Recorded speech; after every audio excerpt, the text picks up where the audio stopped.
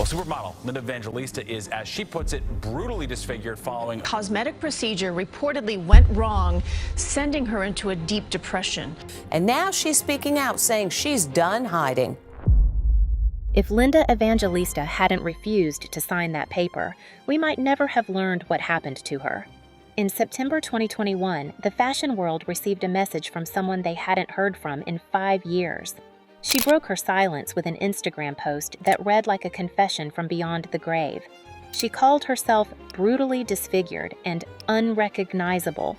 This was Linda Evangelista, the woman Anna Wintour once described as the most super of all supermodels, the face on hundreds of magazine covers, the model who helped set the standard of beauty in the 1990s. And in 2016, she had vanished. No runway shows, no campaigns, no press. While Naomi Campbell and Cindy Crawford stayed visible and kept building in their 50s, Linda disappeared. The reason was a treatment she believed was safe. Cool sculpting, a fat-freezing procedure performed millions of times worldwide, triggered a rare complication in her called paradoxical adipose hyperplasia. Instead of shrinking, the treated fat grew into hard, raised blocks under her skin. But the real story isn't about a medical procedure gone wrong.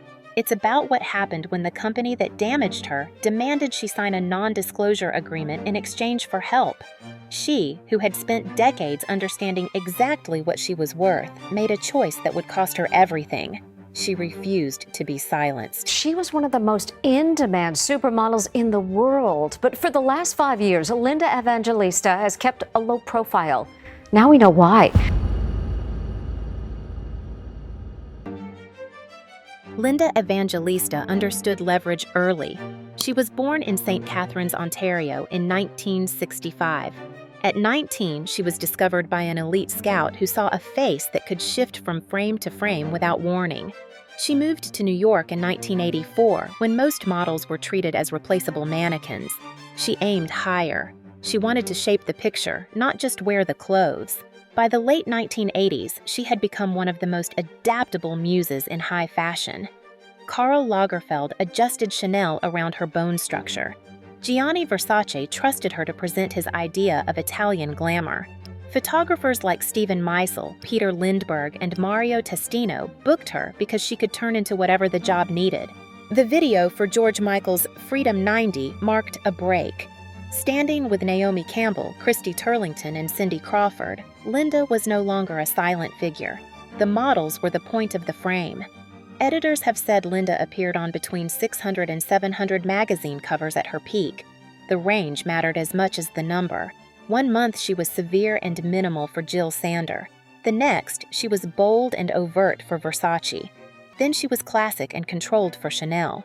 When a photographer suggested cutting her long hair into a sharp pixie, most models would have resisted out of fear of losing bookings. She agreed, took the cut, and turned the look into a global trend. Salons copied it worldwide. Then came the line that followed her for the rest of her career. Asked about her day rate, she said, "We don't wake up for less than 10,000 a day." The industry pretended to be shocked. Models were expected to stay quiet about money. Brands earned millions using those faces while acting as if the women were lucky to be there. Anna Wintour, who rarely uses grand language when describing talent, put Linda on the cover of Vogue again and again. She later said, "No model was more super than Linda." In that moment, supermodel became a job title. The women at the top were paid like headliners. They dated actors and rock stars. They sat on talk shows as booked guests. They could move product by standing in a frame. Linda reached a level of status earlier generations of models had never been offered. She built real wealth, moved inside the highest circles of luxury power, and her presence at a fashion event signaled that the event mattered. Still, the market began to recoil from what it had created. By the late 1990s, some designers said the models were overshadowing the clothes. Casting shifted toward anonymous teenage faces, cheaper, quieter, easier to replace. Linda was entering her mid-30s. In runway math, that was considered old. The shift did not end her work. Through the 2000s, she kept booking prestige campaigns. Her life changed in 2006. At 41, she had her son, Augustin James. His father is François-Henri Pinault, the French billionaire who oversees luxury houses such as Gucci and Balenciaga. After his birth, she said motherhood became "my whole life now." After decades flying between Milan, Paris, and New York, her days shifted to school schedules and bedtime stories. That change was deliberate. She began saying no to jobs that would pull her away. The woman who used to live on airplanes started planning around parent-teacher meetings and homework. Her priority list flipped. Casting calls, fittings, and shoots were no longer automatic yes answers. If something clashed with her son's routine, it waited. For someone whose value had always been tied to constant visibility, choosing quiet domestic structure felt radical and showed how seriously she guarded that new life. She still shot for clients like Prada and Fendi. She even appeared on the cover of Vogue while 6 months pregnant, which pushed against fashion's old discomfort with visible pregnancy. Yet the 20-year rhythm of constant travel and bookings softened. Her time went first to her child. The wider industry was also mutating. Social media produced new kinds of models. Teenagers built careers on direct attention. Reality stars brought their own followings. Luxury campaigns started to feature faces who had been toddlers when Linda ruled the runway. The polished women who had defined the 1990s were treated like figures from another era. By 2015, Linda had reached the point every woman who ages in public work knows. She was 50 and still striking by any normal standard, yet fashion does not use normal standards. She felt the calls slowing. She sensed doors starting to close. Holding her place in that system became work in itself. This was about her livelihood. Her face and her body had always been professional assets. Those assets paid for her homes and kept her in demand. A visible change could mean the end of future income. She began to see what she called stubborn fat, small areas that stayed no matter how she ate or exercised. Most people live with that. For someone in her position, those changes looked like warning signs. This is where Cool Sculpting entered. The ads spoke to women in her exact position, women seeking contour, not weight loss. The promise sounded clean. Freeze small pockets of fat. No surgery. No anesthesia. No downtime. Back to work the same day. The treatment carried FDA clearance. Clinics called it a lunchtime procedure. It had already been performed millions of times. Basic idea for cool sculpting, that's what it's called, stems from kids who routinely ate popsicles. Doctors noticed they grew up to be adults with dimples because the cold was killing the fat cells in their cheeks. So now doctors are applying that principle to other parts of the body. Her plan was refinement. The idea was to treat areas that bothered her and gain a few more secure years in front of a camera. Between August 2015 and February 2016, she sat for 7 sessions. The dermatologist placed the applicator on zones watched closely in photographs and fittings. Her chin and jawline, her inner thighs, her back, the area around the bra line near the arms, plus her abdomen and flanks. Each session lasted about an hour. The device suctioned the tissue and cooled it to kill fat cells while sparing nearby skin and muscle, she was told. She followed every instruction. She expected a 20 to 25% reduction in those targeted zones. She waited for proof in the mirror. 3 months later, she saw the opposite. Cool sculpting is built on cryolipolysis. The method began with a simple observation. Extreme cold can kill fat cells while leaving skin and muscle intact. The treatment uses suction to pull an area of flesh into a cup-shaped applicator. Over the next 35 to 75 minutes, the machine cools that flesh to temperatures between -11 and +5 degrees Celsius. At first, there is biting cold, then numbness. Many patients read or check email while they sit. Afterward, the clinician massaged the area to break up crystallized fat, and the body was supposed to flush it through the lymphatic system. The pitch promised no incisions, no anesthesia, no recovery time. By 2015, when Linda began the process, cool sculpting had already been performed more than 11 million times worldwide. The FDA had cleared it for 9 areas of the body. Allergan, the pharmaceutical company known for Botox, had acquired Zeltic, the company behind the device, and saw it as the future of cosmetic work without surgery. Then her body started changing in ways that neither she nor her doctor expected. As I age, I have some fat deposits, and I understood cool sculpting would take care of that. By spring 2016, instead of shrinking, the treated areas swelled outward. The bulges were firm, not soft. They had sharp edges. They matched the applicator heads. In June 2016, she got a diagnosis: paradoxical adipose hyperplasia, or PAH. PAH is a known complication in which fat cells expand and harden after freezing instead of dying. Rather than freezing the fat and kill it, you piss it off and it comes back with a vengeance, and it grows and grows and grows. Medical language calls it painless, firm, well-demarcated tissue masses at treatment sites. The new tissue is dense and block-like. It changes the outline of the body. See the bulges like right below where her bra is? That's called PAH. I'll use this word because she told me this. She looks like an alien. The written consent forms had mentioned PAH. The stated risk was around 1 case in 20,000 treatments. Later reports from surgeons and device data have suggested the true rate may be higher, in the range of roughly 1 in 2,000 cases or more, which moves PAH from an outlier into a risk patients should be clearly told to weigh. Her case matched the pattern. The masses did not only alter her shape, they hurt. She described hard fat rubbing that could cause chafing to the point of almost bleeding unless she wore compression garments.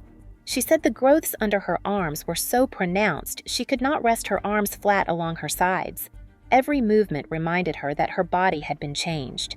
Do you see the angle of my arms? Okay, I can't put them next to my body because this bulge is making them veer off in an angle. Her doctor reached out to Zeltic. The first reply sounded supportive.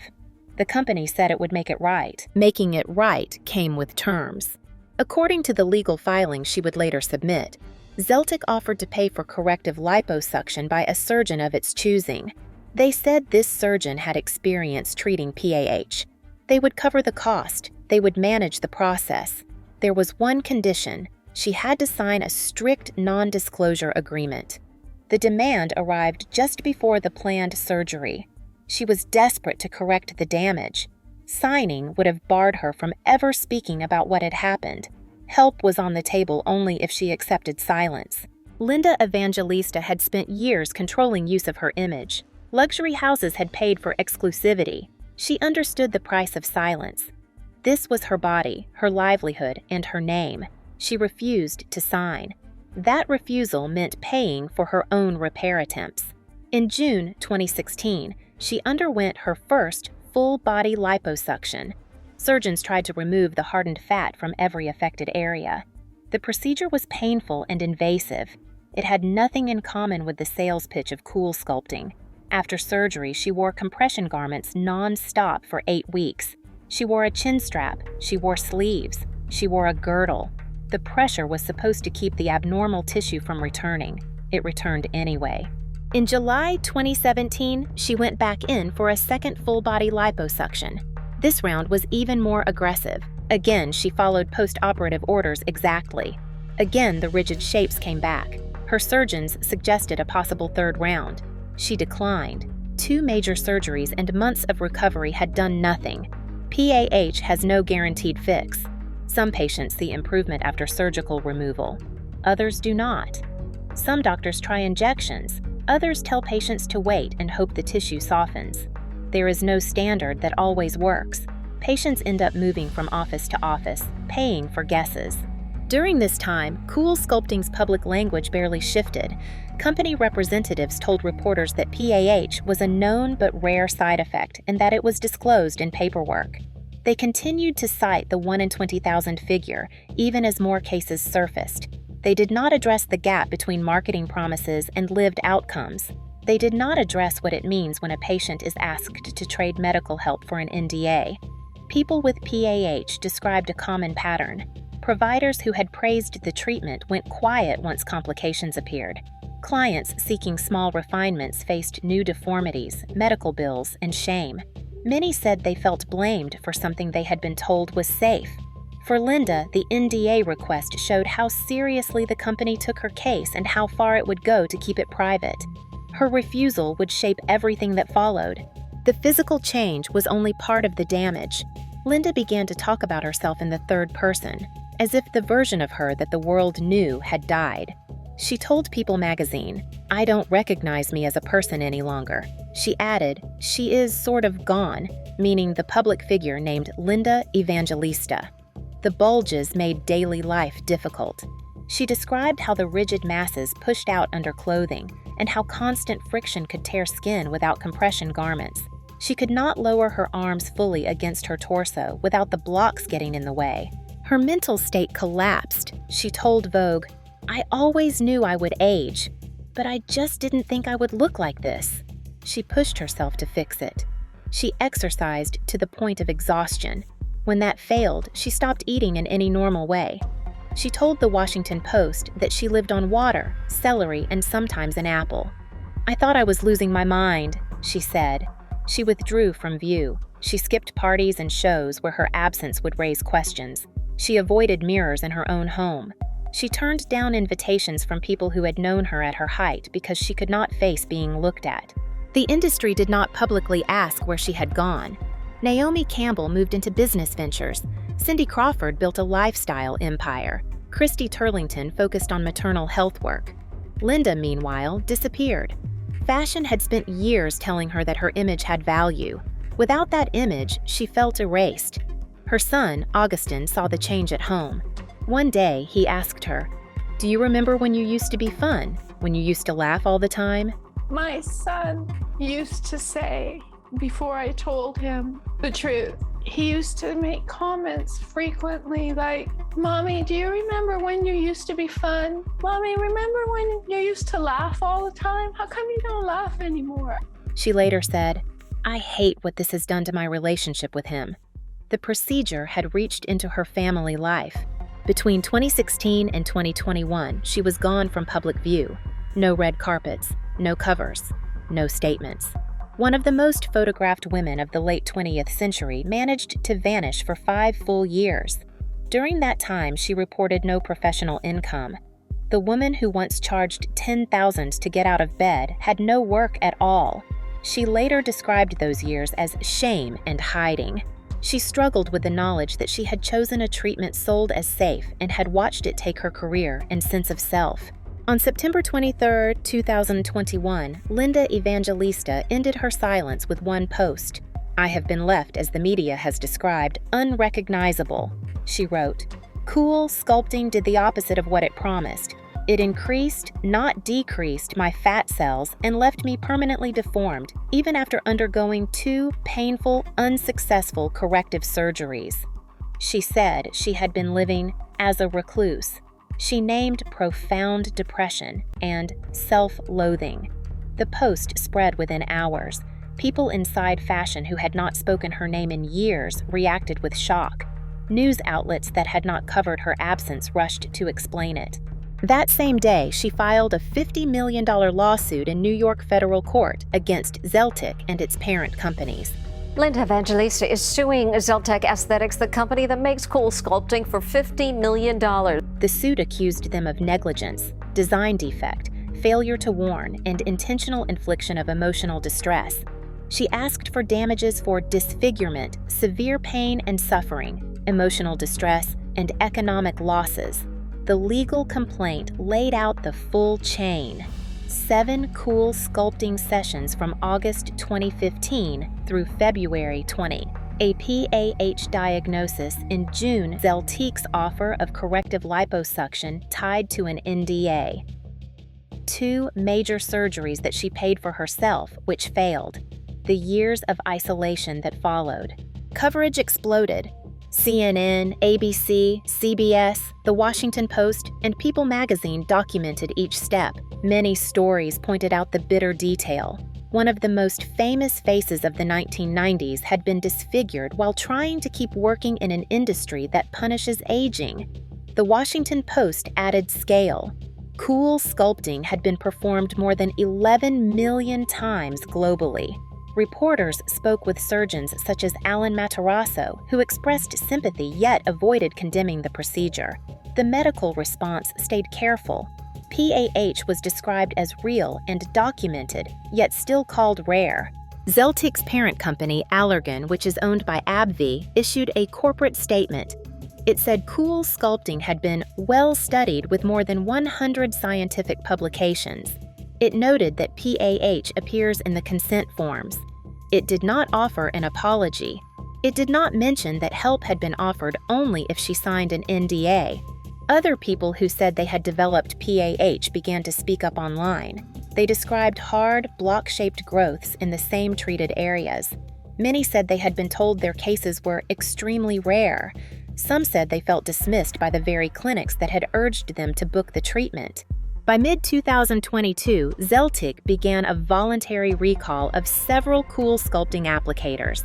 The Food and Drug Administration posted the notice, which said the company was asking clinics to stop using and return those applicators because of an increased rate of complaints about PAH from 2019 to 2021. Her post did more than explain her absence. It exposed how a profitable treatment could fail, how a company could try to keep that failure quiet, and how that silence could break a life.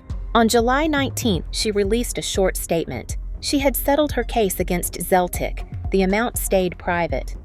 "I'm pleased to have settled the Cool Sculpting case," she wrote. "I look forward to the next chapter of my life with friends and family, and am happy to put this matter behind me." Her return to public view had already begun. People magazine had just run an exclusive cover story with her first official photographs in years. The shots used careful angles and soft draping. She looked different, and she looked present. She said, "I'm not going to hide anymore." She said she wanted to shed some of the shame, so others in her position would not feel alone. The distance she once used, speaking about herself in the third person, dropped. She spoke as herself. Fashion moved quickly. Fendi, the Italian house she had worked with in her prime, tapped her for a campaign marking the 25th anniversary of the baguette bag. In the images, she holds the bag and wears a wide-brimmed hat that partially shadows her face. The styling protects her without erasing her. When she posted the campaign, she wrote 2 words: "So grateful." Then came the moment that made it clear she was back. On September 9, 2022, she stepped onto a runway for the first time in about 15 years. She closed Fendi's show at New York Fashion Week in a floor-length Tiffany blue taffeta gown with a matching cape and carried a silver baguette bag covered in crystals. The crowd, which included Kim Kardashian and Sarah Jessica Parker, stood and applauded. That same month, she appeared on the cover of British Vogue for the first time in more than 5 years. The magazine ran an 11-page feature. She described 5 years in hiding, the period when she stopped eating, and the feeling that she was losing her mind. She said, "I couldn't live in that pain any longer." The profile confirmed details already laid out in her lawsuit. No professional earnings since 2016, 7 Cool Sculpting treatments, and 2 failed surgeries. Support followed in public. Cindy Crawford sent messages of solidarity. Naomi Campbell shared memories and praise. Helena Christensen spoke about her influence on a generation of models. The group that had once defined the supermodel era showed itself again. She then reunited with Cindy Crawford, Christy Turlington, and Naomi Campbell on a shared September issue cover for both British Vogue and American Vogue. British Vogue's editor, Edward Enninful, called their bond a sisterhood and said, "When one is down, you pick the other one up." The cover lined up with The Supermodels, an Apple TV Plus documentary series built around their shared history. In that setting, Linda could place her story inside the larger arc of fashion, aging, and endurance. Linda Evangelista's story forces us to confront uncomfortable truths about beauty, aging, and the prices we pay for perfection. A procedure that promised to preserve made her unrecognizable. An industry built on image nearly destroyed one of its greatest icons. Yet her transformation from hiding to speaking out reveals something more powerful than any runway walk or magazine cover. Perhaps the most profound change is in Linda herself. The woman who once embodied physical perfection now embodies something rarer: the courage to be imperfect publicly, to transform trauma into advocacy, to redefine beauty not as the absence of flaws, but as the strength to live with them. Her legal victory brought no magic reversal, no return to what was. The physical changes remain. But Linda Evangelista has done something remarkable. She has taken a story of destruction and made it one of reconstruction, not of her body, but of her purpose. In speaking her truth, she has protected others from her fate. In showing her scars, she has redefined what it means to be beautiful. The supermodel who once changed fashion with every haircut has achieved her most important transformation yet. From symbol to human, from perfect to real, from silent to heard. And in that transformation, she has become more powerful than she ever was on any runway, in any campaign, on any of those hundreds of magazine covers. She has become someone who survived,